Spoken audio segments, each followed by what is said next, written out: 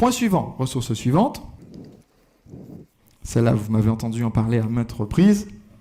C'est une liste. Liste de quoi? Liste de courses? Non. Liste de prospects ou liste de clients? Entre une liste de... Alors, j'explique ce que c'est. Il y a 3 catégories de personnes qui peuvent entrer en contact avec votre entreprise. Première catégorie, c'est ce qu'on appelle les suspects. Suspects, ils tombent sur votre site, ils regardent, ils s'en vont.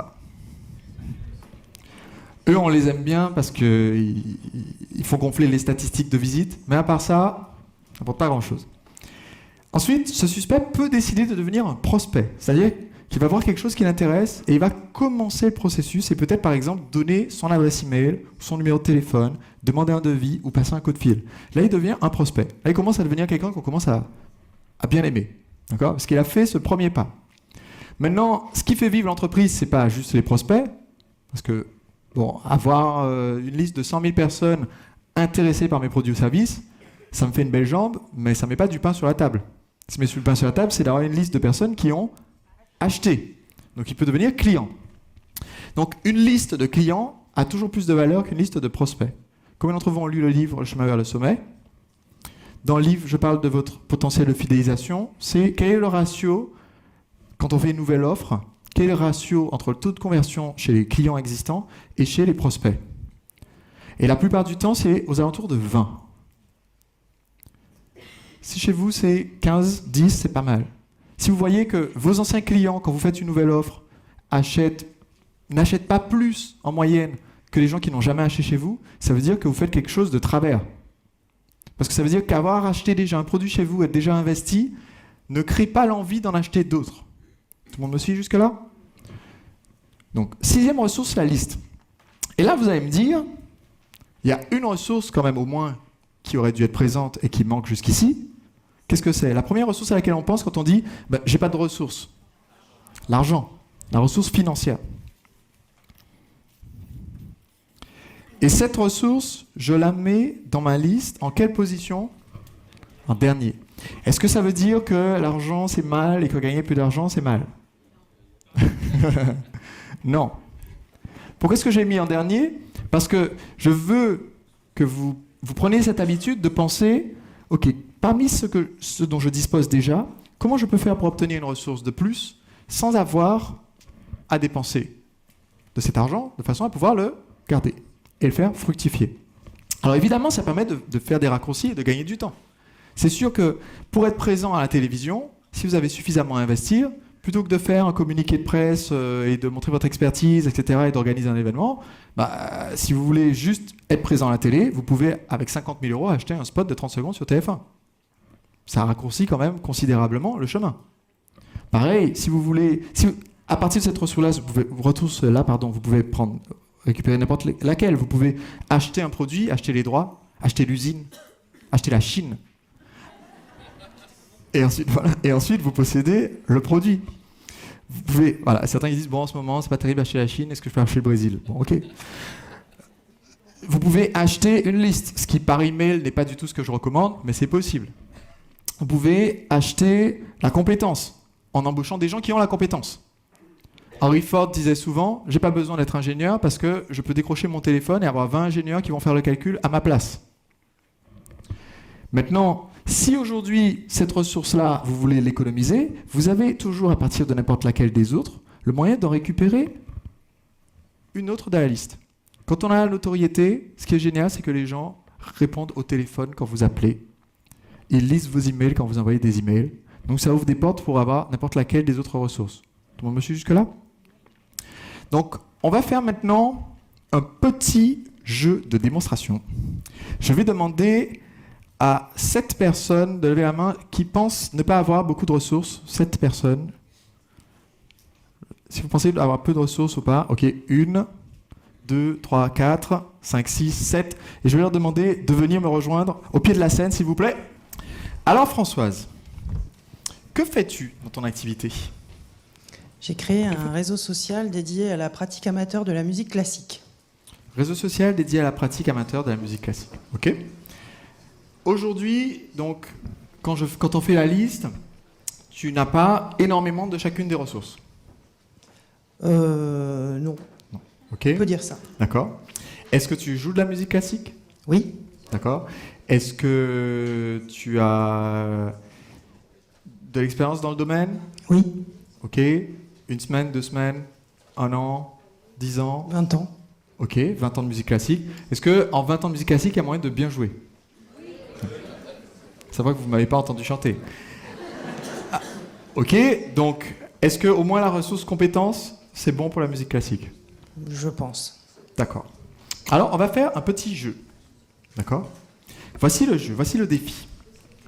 Une après l'autre, je vais faire venir des personnes. Et chaque personne va jouer le rôle de quelqu'un qui a une ressource importante. D'accord? Toi, tu as ta compétence. Voilà. Tu es experte en musique classique, s'il vous plaît, la compétence!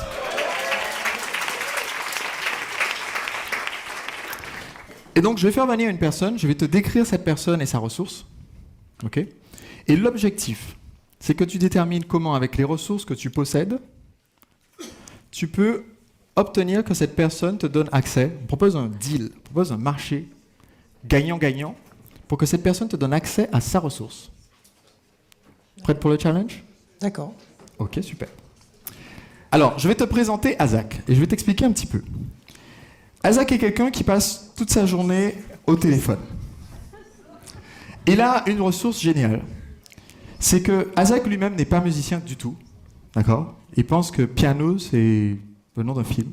Mais ce qui est vraiment génial, c'est que Azak a un beau-frère. Et ce beau-frère dirige un conservatoire. D'accord? Et c'est quelqu'un qui pourrait énormément t'aider dans ton projet. D'accord? Il connaît des personnes qui sont extrêmement bien placées dans le domaine de la musique classique, même si lui-même n'en joue pas. Et toi, tu as ta compétence. Qu'est-ce que tu pourrais proposer à Azak pour qu'il puisse te donner accès à ses relations? Je pourrais lui proposer de me donner le numéro de téléphone de ses non. Je pourrais lui proposer, je sais pas, de venir me voir en concert. Je pourrais lui proposer de dîner. Je sais pas. Okay. Non, c'est pas ce que j'ai voulu dire. Vous avez mal placé. Alors, ici, donc, si Azak va parler à ses relations du fait que tu existes, d'accord, et créer la connexion, qu'est-ce qu'il doit savoir, de quoi il doit être sûr pour être en confiance, pour la mettre en relation avec les personnes qu'il connaît? Bah, il doit être Le sûr public peut souffler. Sûr que mon activité est géniale et que ce que je fais est super. Que ce que tu fais est super et que par rapport à ses contacts à lui, il doit être sûr que de quoi? je suis compétente en matière de musique. Que tu es compétente, musique. mais encore qu'on va pas les ennuyer, oui.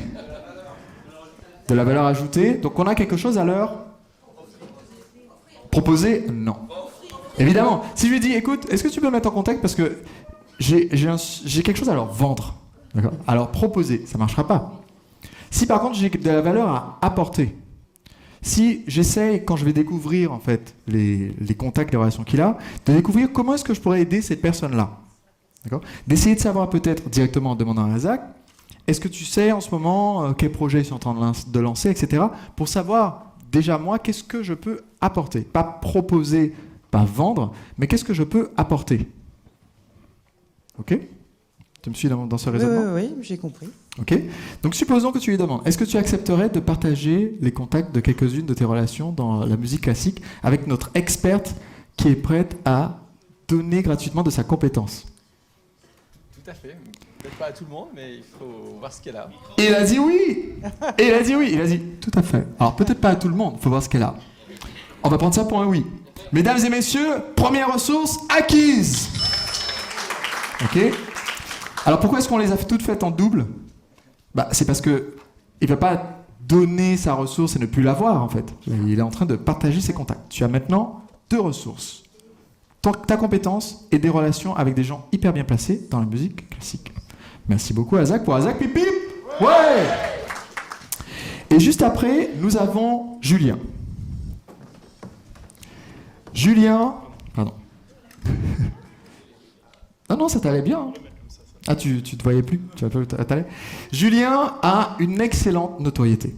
Julien, en fait, est une célébrité, d'accord, française, sur le domaine de la musique. Il a une émission quotidienne. Alors, tu savais peut-être pas, mais voilà. Il a une émission quotidienne qui est suivie par 10 millions de personnes en francophonie. D'accord ? C'est quelqu'un qui touche un très très large public, qui a une énorme notoriété. Qu'est-ce que tu pourrais faire pour que Julien... Déjà, qu'est-ce qui sera intéressant de récupérer de la part de Julien ? D'obtenir ? Qui parle de moi. Enfin, Qui parle de toi, ou encore mieux ? De mon produit ou de mon offre. Qui parle de toi, c'est une chose, mais encore mieux. Et qu'il me fasse passer dans son émission. Qu'il te fasse passer dans son émission. Parce que c'est une chose, s'il te mentionne, c'est une autre chose encore mieux, si tu as de la crédibilité par association, tu es à côté de lui. Tout à fait, oui. Ok. Bon, maintenant, qu'est-ce que tu pourrais faire, proposer, qui puisse intéresser Julien en échange de ce passage dans son émission ? Qui pourrait être une émission télé, qui peut être un podcast, qui peut être un blog extrêmement connu, qui peut être un magazine. Qu'est-ce que moi je peux lui proposer en échange ? Eh oui, qu'est-ce que tu peux apporter ? D'animer son émission d'une manière un peu originale, à travers par exemple, un exercice de chant très simple et rigolo à faire en direct dans l'émission ou à la télé ou voilà, par exemple. Ok, quelque chose de visuel. De visuel, de d'original. ludique, voilà, par exemple. Ok, excellent. Est-ce que dans ton émission, ça pourrait t'intéresser ? À partir du moment où ça montre la compétence, oui.